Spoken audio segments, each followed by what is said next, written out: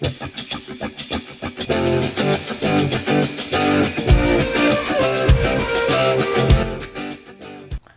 up? It's Jen Brown. Welcome back to my channel. This title of this video is not clickbait. I have 16 crochet pieces to show you guys, all of which I made in the last almost 3 months exactly. Technically I made about 20, but a few of them I didn't like them after I was finished, so I ripped them out and made them into something else. So I've been quite busy over the last few months.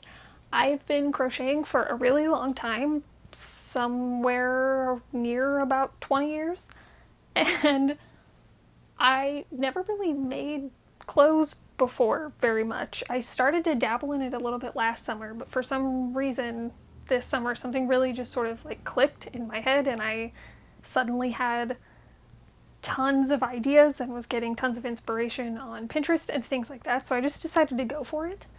So I have kind of a huge mix of stuff here. This one.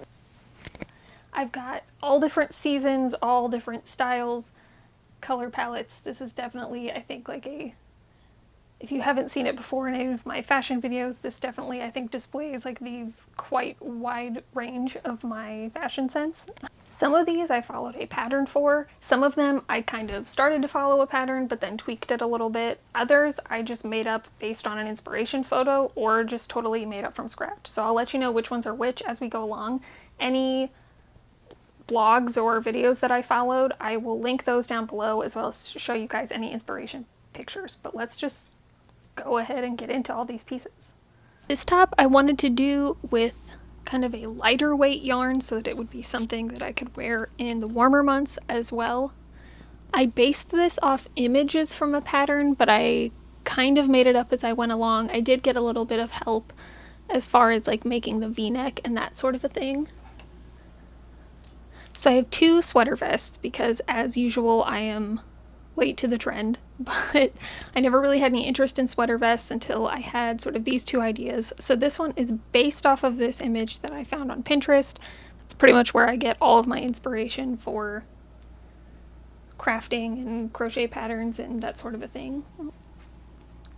So this is a turtleneck sweater vest that has these ties on the side. I just thought it was something that would make it look a little bit less clunky and just give it a little bit of interest to kind of dress up a button-up shirt.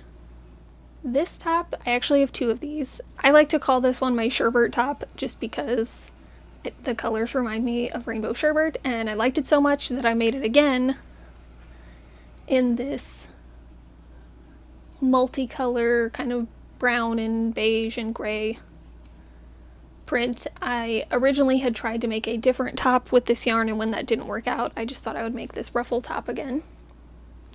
This brown version is actually a little bit longer just so that it's like easier for me to wear to work. This sweater vest has been featured in my back to school fashion for teachers video. I just thought these colors, I actually just saw them sitting next to each other in my yarn basket, and it's something I never would have thought to put together, but I think it works in like a really sort of unexpected way. It's a really simple sweater vest, but I think the pattern of it kind of dresses it up a little bit. This sweater vest was actually inspired by this photo on Pinterest, but I decided to do the sort of chunks of yarn vertically instead of horizontally. This is just like a little bra top that I could wear around the house, or maybe with like, if I want like a cute bralette to wear under something. I followed this pattern, which was really simple and like super helpful. This is one of the easiest and most like best explained patterns I've ever followed.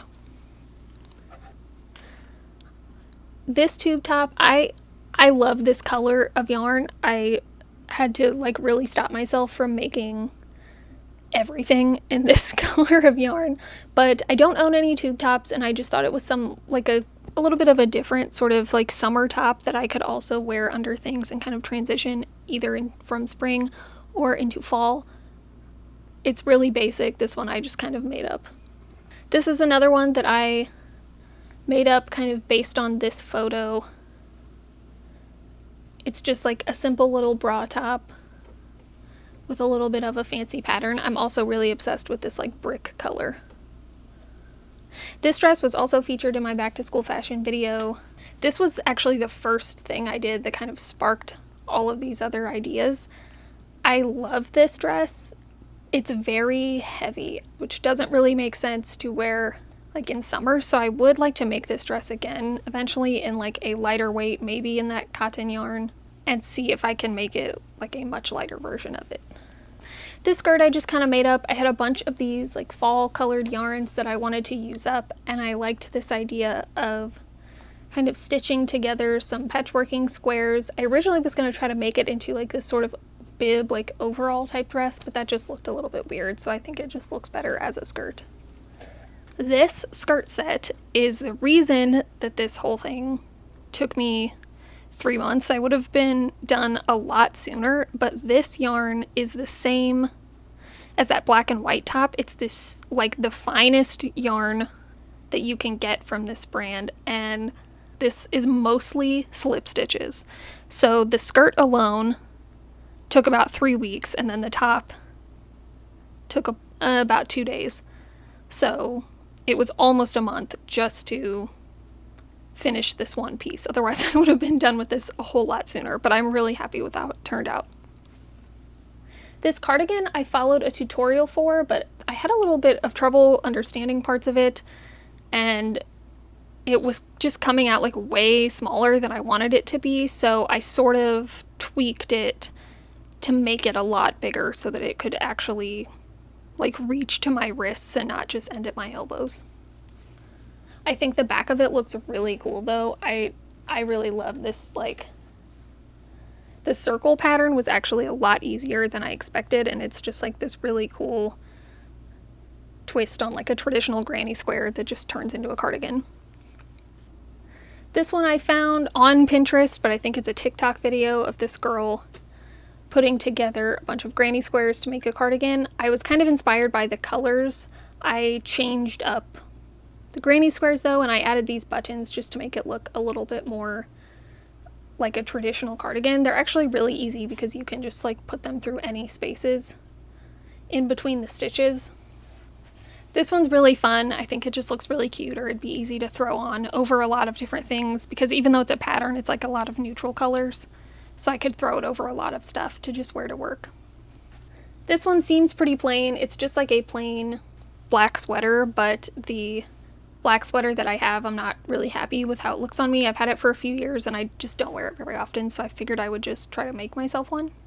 It's kind of intricate in the ribbing pattern, but I just wanted it to be like a classic black sweater. This one was so fun to do. I followed a pattern for this one, but again, I kind of tweaked it a little bit and I went sort of crazy with the colors. I just thought like this super bright, vibrant sweater would be so fun to wear. This was also in my back to school fashion video, and what's cool about this is when you do this type of neck, you can really, honestly, like either side can be the front or back. So depending on how I feel that day, I could have the pink or the purple be on the back. Same goes with this sweater. This one I made up kind of inspired by this photo of a knit sweater. This one I can also choose front or back. I really loved the fact that the seams were visible. I've always really liked the way that if you slip stitch two different colors of like crocheted things together, it kind of makes this like, I always call it a sandwich in my head, but this like pile of stitches where you can see the one color in between the other two, and I just think that looks really cool. So I decided to make this whole sweater with that. That would normally be the inside of the sweater, but this is now the outside. So I think that's like a really kind of interesting touch, and I really like the way this one turned out. Okay, so that's my new wardrobe of crocheted clothes. I've had quite the struggle finding room in my closet and in my dresser for all of these. They're so bulky and just like, which makes zero sense for living in Texas to have a lot of bulky sweaters, but I couldn't help myself.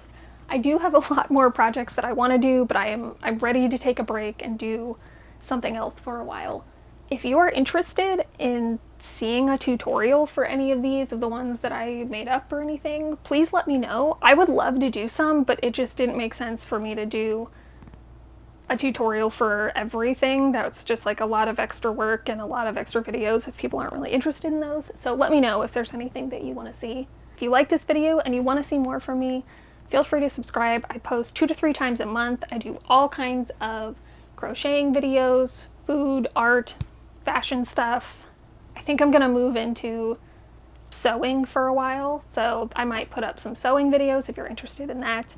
Thank you so much for watching this one, and I'll see you next time.